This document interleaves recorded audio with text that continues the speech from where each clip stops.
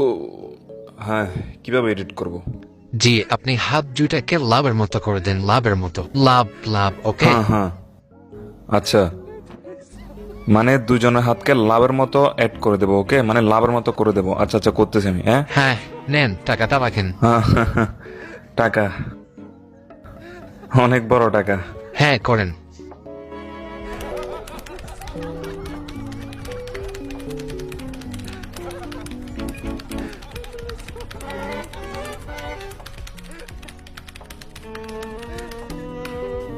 দেখেন তো।